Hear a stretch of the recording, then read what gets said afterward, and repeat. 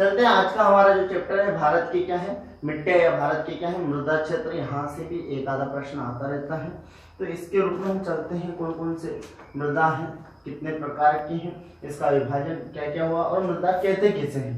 यहाँ से हम अपने अध्ययन का शुरुआत करते हैं साहब। सबसे पहले चलते हैं साहब, मृदा जो होता है अर्थात भूपर पट्टी, पृथ्वी का जो ऊपरी हिस्सा जिसे हम भूपर पट्टी कहते हैं या भूपर पट्टी का जो नाम है, वहाँ पे जो शेल खंड है या अन्य जो पदार्थ हैं उनके विखंडन से अपक्षय और अपरदन के फलस्वरूप एक महीन कणों से मृदा का क्या है निर्माण होता है, जिसे हम मृदा के नाम से जानते हैं। ठीक है, आगे हम चलते हैं इंग्लिश में जिसे हम सॉइल कहते हैं। ये सॉइल कहाँ से आया और इसका अर्थ क्या है? तो सॉइल लैटिन भाषा का एक सोलन एक शब्द है, सोलन एक शब्द है जिससे क्या है मिट्टी, जिसका अर्थ होता है फर्श, फ्लोर जो होता है, अर्थात जो ऊपरी हिस्सा है मिट्टी, इंग्लिश में जिसे हम सॉइल कहते हैं। सॉइल लैटिन भाषा के सोलोम एक शब्द है, उससे निकल कर आया है, जिसका अर्थ होता है फ्लोर। फ्लोर मीन्स जो ऊपरी हिस्सा है टिका हुआ है, जिसके ऊपर किसी जैसे घर है, घर का जो छत है दैट इज फ्लोर, है ना। ठीक है, ठीक उसी प्रकार क्या है भूपर पट्टी की जो ऊपरी परत है उसे ही हम क्या है फ्लोर के नाम से जानते हैं। अतः और आगे हम चलते हैं साहब, मिट्टी का देखते हैं। इसमें ICAR एक संस्था है, अर्थात Indian council for agriculture and research, भारतीय कृषि अनुसंधान केंद्र। प्रश्न कई बार आया ICAR का फुल फॉर्म क्या है? भारतीय कृषि अनुसंधान परिषद। 1956 में इसका क्या है गठन हुआ है, तथा इसका जो मुख्यालय है कहाँ है? दिल्ली में। अर्थात ICAR भारतीय कृषि अनुसंधान परिषद या Indian council for agriculture research नामक यह संस्थान है जो कृषि से संबंधित क्या है विभिन्न प्रकार के रिसर्च करती है, नए नए बीज, कृषि तथा जो हमारे खाद होते हैं उससे संबंधित जो रिसर्च करती हैं यह संस्थान है। कब? 1956 में बनी। इसका मुख्यालय कहाँ? दिल्ली में। और इसी के द्वारा पहली बार भारत में क्या है जो कृषि या जो मृदा है, इन मृदाओं का क्या है क्लासिफिकेशन किया गया है कि भारत में कुल कितने प्रकार की मृदाएं होती हैं, उसके कौन कौन से प्रकार हैं। तो इसी भारतीय कृषि अनुसंधान परिषद के अनुसार भारत में कुल 8 प्रकार की मृदा है, कुल 8 प्रकार के मृदा है, जिसमें से मुख्य रूप से ये 6 हैं, 2 अन्य भी हैं, अर्थात लवणीय मृदा होता है एक, और दूसरा हम देखते हैं तो जैविक मृदा जिसे हम कहें वो होता है। ठीक है, आगे हम चलते हैं, वो भी मैं बताऊंगा आपको, एक एक मृदा उठा के देखते हैं साहब। सबसे पहले हम चलते हैं जलोढ़ मृदा, जिसे हम एलुवियल सॉइल के नाम से भी जानते हैं। भारत के कुल क्षेत्रफल 22.16% हिस्से में एलुवियल मृदा उपलब्ध है अथवा पाई जाती है। इस जलोढ़ मृदा का क्षेत्र पश्चिम में सिंधु घाटी तथा उसकी 5 सहायक नदियां से लेकर पूर्व में ब्रह्मपुत्र नदी के क्षेत्र के मध्य फैला हुआ यह क्षेत्र क्या जलोढ़ मृदा का क्षेत्र है। ठीक है, यह जलोढ़ मृदा उपजाऊ की दृष्टि से मुख्य रूप से अति उपजाऊ है, सब सर्वाधिक उपजाऊ है। इसमें हम चलते हैं क्या, इस जलोढ़ मृदा को भी हम 2 भागों में डिवाइड करते हैं। कौन कौन सी मृदा? तो हम देखते हैं नवीन जलोढ़ मृदा,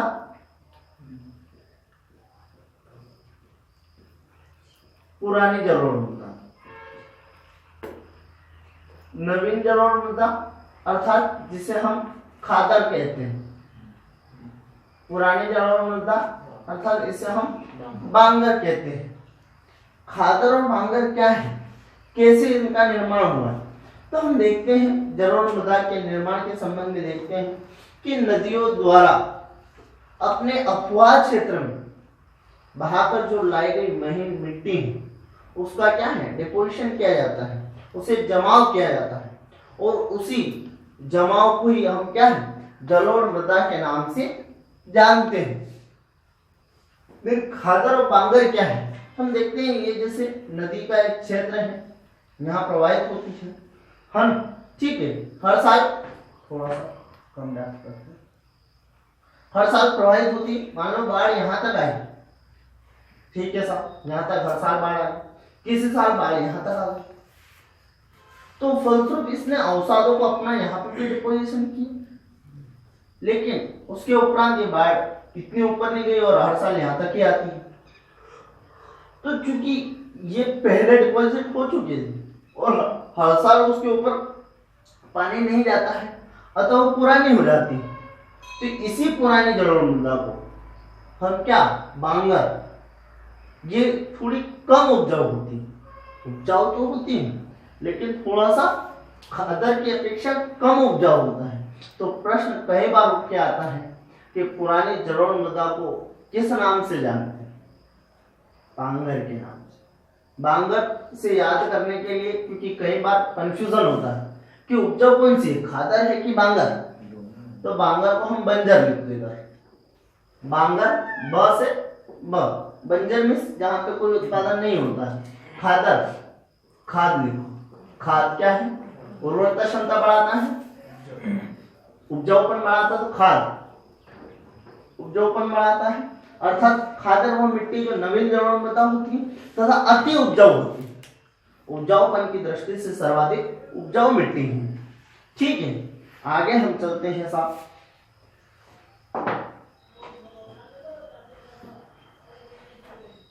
इस मिट्टी का क्षेत्र हम देखते हैं, पंजाब, हरियाणा, उत्तर पूर्वी राजस्थान, उत्तर प्रदेश, पश्चिम बंगाल, उत्तराखंड तथा असम घाटी, गुजरात के कुछ हिस्से इसमें क्या है, सम्मिलित किए जाते हैं।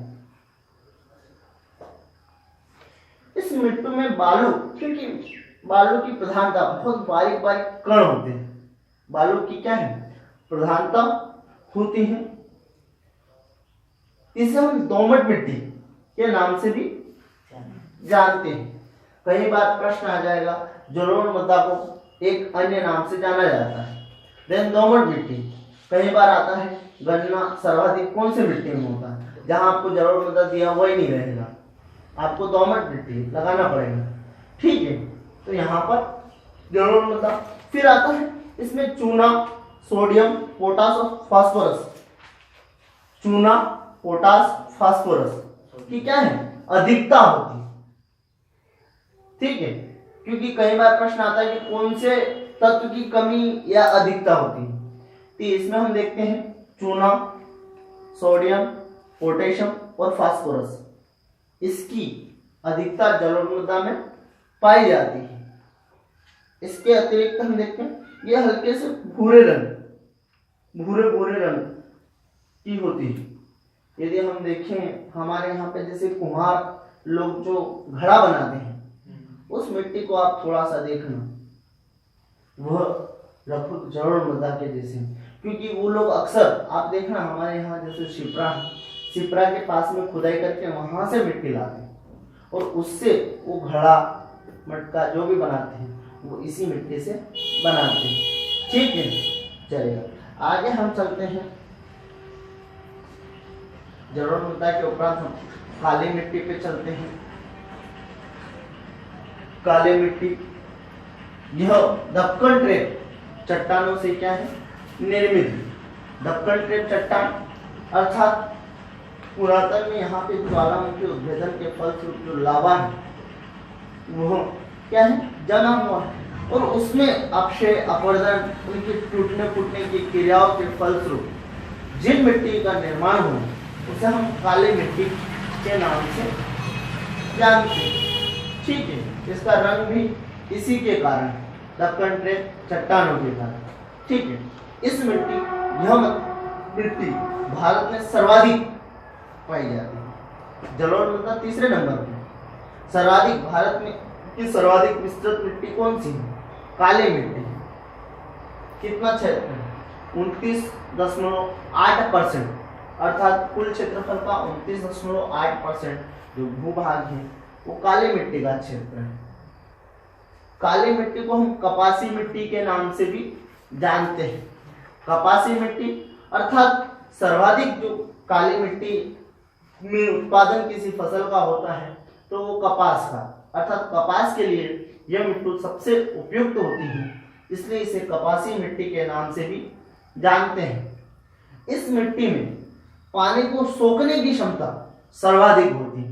मीन्स जितना पानी यदि गिरता है तो सबसे ज्यादा पानी यदि सोखने की क्षमता है तो काली मिट्टी की। यह मिट्टी पानी सोखने के बाद थोड़ी सी उभर जाती है, जैसे हम नींबू डालो मिट्टी में वो थोड़ा सा ऊपर उड़ जाता है, ठीक उसी प्रकार पानी को सोख कर ये मिट्टी थोड़ी सी ऊपर उठ जाती है। सूखे के समय में जब सूखा होता है, धूप तेज होती है, तब इसी क्षेत्र में क्या है, काली मिट्टी वाले क्षेत्र में बड़ी बड़ी दरारें पड़ जाती हैं। दरारें ऐसे करके आपने एक क्षेत्र देखा होगा, एफबी पे अक्सर घूमता रहता है ग्रीष्म सी, एक जो बुढ़े बाल साहब हैं एक लाठी लेके बैठे रहते हैं और दरारें पड़ी रहती हैं, एक पेड़ है, और विदर्भ क्षेत्र का लेता है महाराष्ट्र के, हम देखते हैं वो, मतलब इसमें क्या बड़ी बड़ी दरारें पड़ जाती हैं। ठीक है, इसे हम रेगुर मिट्टी के नाम से भी जानते हैं। क्या नाम से? रेगुर मिट्टी। इसे और अन्य 2-3 नाम है, मैं नोट करवा देता हूं आपको।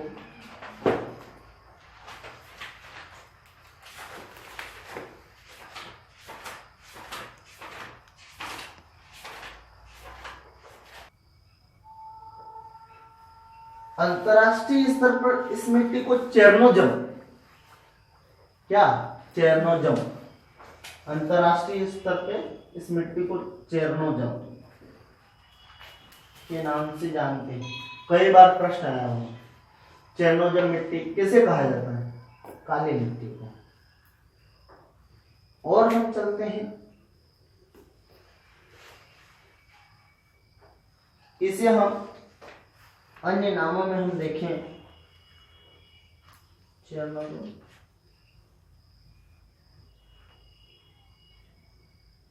लावा मिट्टी के नाम से भी इसे हम जानते हैं, क्योंकि लावा से यह निर्मित हुई।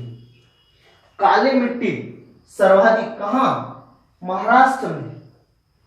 सर्वाधिक काली मिट्टी का क्षेत्र कहां पे है? महाराष्ट्र में।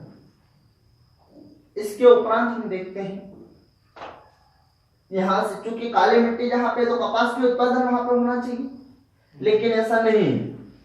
अक्सर लोग तुक्का गलत लगाते हैं कि काली मिट्टी महाराष्ट्र में, और चूंकि काली मिट्टी को कपासी मिट्टी कहते हैं तो लोग लिख देते हैं कपास का सर्वाधिक उत्पादन कहां? महाराष्ट्र में होता है, जबकि ऐसा नहीं। कपास का जो सर्वाधिक उत्पादन है हमारा गुजरात से होता है, लेकिन काली मिट्टी का सर्वाधिक क्षेत्र महाराष्ट्र में। इसके उपरांत हमारे पश्चिमी मध्य प्रदेश का जो क्षेत्र है, पश्चिमी मध्य प्रदेश का जो क्षेत्र है, यह क्षेत्र भी क्या है? काली मिट्टी का। पश्चिमी, दूसरा हमारा दक्षिणवर्ती जो क्षेत्र है काली मिट्टी का क्षेत्र है। ठीक है, तो काली मिट्टी के क्षेत्र में हम देखते हैं गुजरात, महाराष्ट्र, आंध्रा का थोड़ा सा पोर्शन, कर्नाटक का थोड़ा सा पोर्शन, ठीक है, और पश्चिम दक्षिणवर्ती मध्य प्रदेश का जो क्षेत्र है अर्थात मालवा का पठार विशेष रूप से किसमें? काली मिट्टी के अंतर्गत आता है। चलिए तीसरे हम चैप्टर पे चलते हैं, लाल मिट्टी, रेड सॉइल।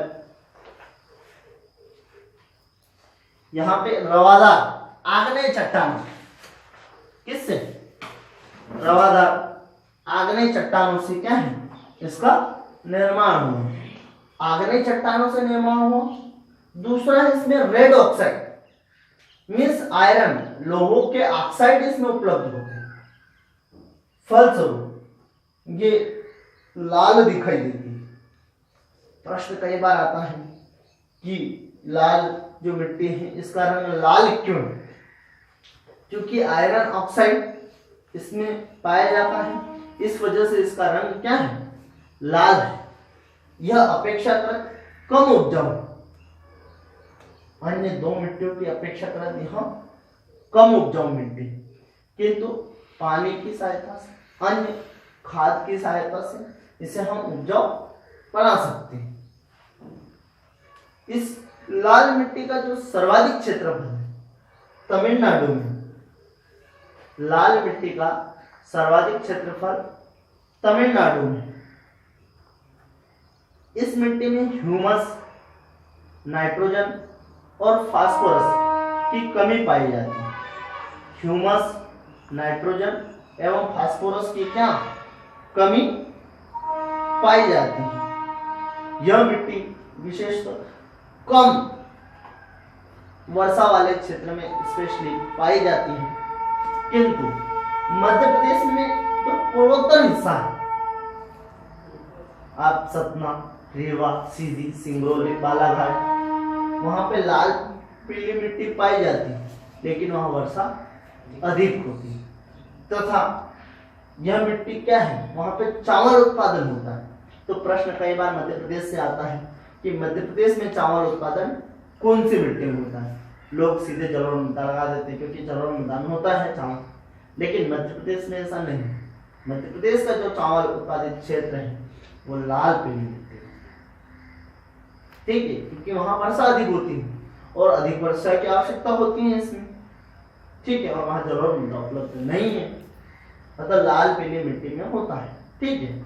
आगे हम देखते हैं ये कौन कौन से क्षेत्र में फैली हुई है लाल पीली मिट्टी।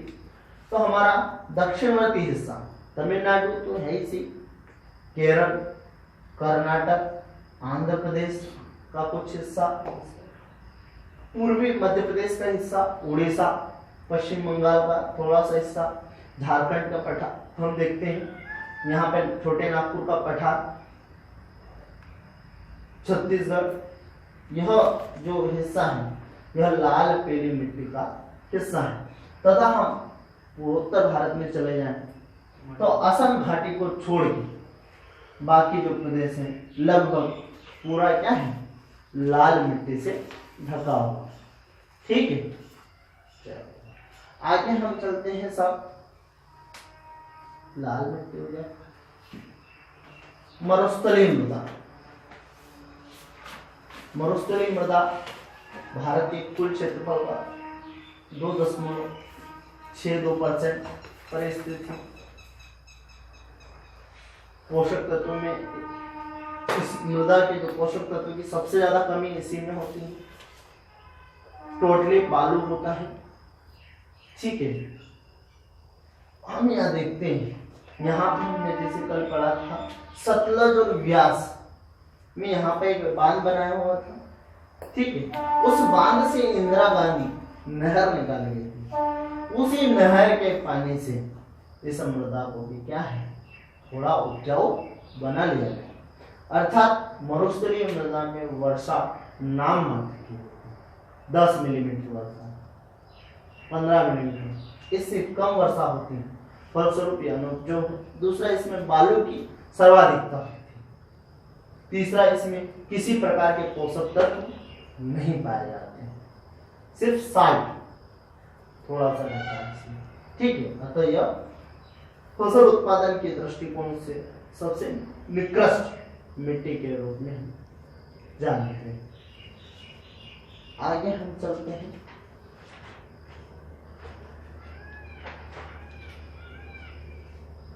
पर्वतीय मिट्टी। पर्वतीय मिट्टी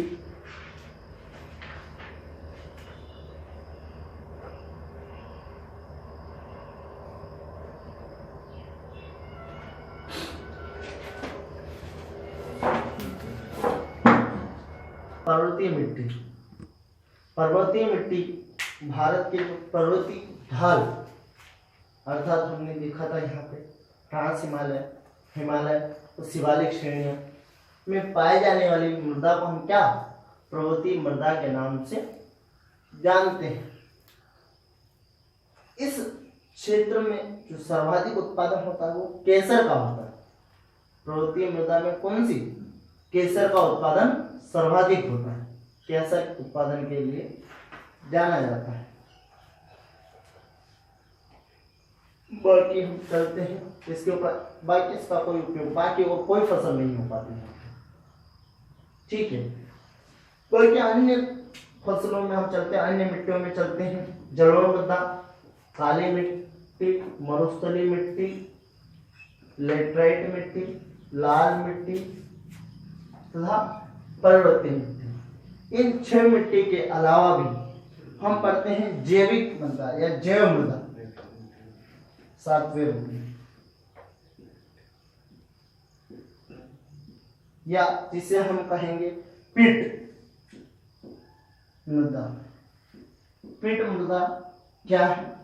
तो हम देखते हैं कि नदियां पूर्व की ओर ढलान बनाते हुए आती हैं तथा क्योंकि इनका ढलान यहाँ जब समुद्र में विलय आते आते इसकी जो स्पीड है, इसकी जो तीव्रता है वो न्यूनतम आ जाती है।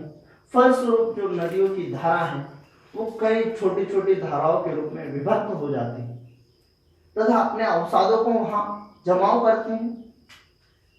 इन क्षेत्र में यहाँ पर हम देखते हैं तो अवसाद अधिक होते हैं वहां पे। दूसरा वर्षा वाला अधिक क्षेत्र है, फलस्वरूप वहां पे जैविक तत्वों की अधिकता होती है और ऐसी मिट्टी को हम क्या जैव मृदा के रूप में जानते हैं। जैव मृदा कहाँ मिलेगी? कृष्णा, गोदावरी, गंगा, ब्रह्मपुत्र, कावेरी, ये जो डेल्टाई प्रदेश है इन क्षेत्रों में इस मृदा की बहुतायता प्राप्त होती है। चलेगा, आगे हम चलते हैं। एक होता है लवणीय मृदा, 8वां लवणीय मृदा अर्थात समुद्री क्षेत्र। हम यहाँ देखते हैं, हमने सुंदरवन का डेल्टा वाला प्रदेश पढ़ा था, समुद्री जल अंदर तक घुस जाता है, ठीक है, यहाँ पे हमने देखा था। तो ऐसे क्षेत्र जहाँ पे समुद्र जल राशि सर्वाधिक मिली होती है, दलदली क्षेत्र होता है, जहाँ पे लवणीय होता, साल्टी होता है, वहां पे पाए जाने वाले मृदा को हम क्या है लवणीय मृदा के नाम से जानते हैं। इस लवणीय मृदा में मैंग्रोव वन सर्वाधिक पाए जाते हैं। मैंग्रोव वनों की विशेषता होती है कि इसमें निमेटोफोर्स पाए जाते हैं, अर्थात ये वन है बड़े बड़े तथा इनकी जड़ ऐसे ऊपर उठ के आती है एरेशन के लिए। इसे हम क्या निमोटाफोर बोलते हैं। ऐसे मीन्स ऐसे तीखे तीखे ऐसे उठ के आते हैं और बाद में यही क्या है वन के रूप में रूपांतरित हो जाते हैं। आपने बरगद में देखा होगा, बरगद का ऐसा पेड़ होता है जिसमें ऐसा आते हैं और धीरे धीरे जमीन को टच कर जाते हैं, नया बरगद शुरू होता है। फिर तो निमोटाफोर में ऐसा, यह जो मैंग्रोव वन होते हैं, मैंग्रोव वन में ऐसे निमोटाफोर्स निकलते हैं और यही क्या है एरेशन के लिए होते हैं और धीरे धीरे मैंग्रोव वृक्ष में रूपांतरित हो जाते हैं, जिसे हम सुंदरी के नाम से भी जानते हैं, जो हमारे सुनामी से रक्षा है, जो ज्वार भाटा या सुनामी से, ये जो तटवर्ती क्षेत्र है इन पे रक्षा करने के काम में आते हैं। सर्वाधिक सुनामी का जो सबसे कम नुकसान वहां या उन क्षेत्रों में हुआ जहां मैंग्रोव वन की अधिकता थी प्रदेश में। इसके उपरांत हम चलते हैं साहब लेटराइट मिट्टी। भारत की एक लेटराइट मिट्टी हमारी छोटी थी। लेटराइट मिट्टी सर्वाधिक वर्षा तथा तापमान वाले क्षेत्र में पाई जाने वाली मृदा है। सॉरी, कम वर्षा तथा सर्वाधिक तापमान वाले क्षेत्र में पाई जाने वाली मृदा है। लेटराइट मिट्टी एक प्रकार की लाल पीली मिट्टी होती है। ऐसा दिखने में ऐसी होती है। यह मृदा उत्पादन की दृष्टि उत्पादक के दृष्टिकोण से कम उपजाऊ मृदा है, किंतु लेटराइट मिट्टी में चाय का उत्पादन सर्वाधिक होता है। कई बार प्रश्न आता है लेटराइट मिट्टी कौन सी फसल उत्पादन के लिए सर्वाधिक उपयोगी है। क्योंकि हमने देखा है केरल, कर्नाटक, पश्चिम बंगाल, उड़ीसा का कुछ क्षेत्र है ना। दूसरा हम देखते हैं असम का कुछ क्षेत्र थोड़ा सा, या दार्जिलिंग वाला पश्चिम बंगाल का जो क्षेत्र है, यहाँ पर क्या लेटराइट मिट्टी पाई जाती है और यह लेटराइट मिट्टी हमारा चाय उत्पादन के लिए सर्वाधिक मानी जाती है। ठीक है, चलो लेटराइट मिट्टी का एक अन्य उपयोग और ईंट जो बनाते हैं, भट्टे ईंट हमारे जो उत्पादन की जाती है, वो लेटराइट मिट्टी की बनी हुई ईंट सबसे अच्छी मानी जाती है। ठीक है, लेटराइट मिट्टी कहाँ, भारी वर्षा भारी ताप वाला जो क्षेत्र है, मैंने गलत बोल दिया था आपको, कम वर्षा नहीं भारी वर्षा, ये क्षेत्र जो है भारी वर्षा और तापमान भी जिसका ज्यादा हो। भारी वर्षा के फलस्वरूप यहाँ पे क्या होता है पता, निक्षालन। निक्षालन मीन्स इसमें जो तत्व पाए जाते हैं वो सारे तत्व क्या रीस के जमीन के अंदर चले जाते हैं, फलस्वरूप उपजाऊ नहीं दे पाती, कंकर पक्कर देते हैं। ठीक है, जिसमें चाय का उत्पादन अच्छा हो।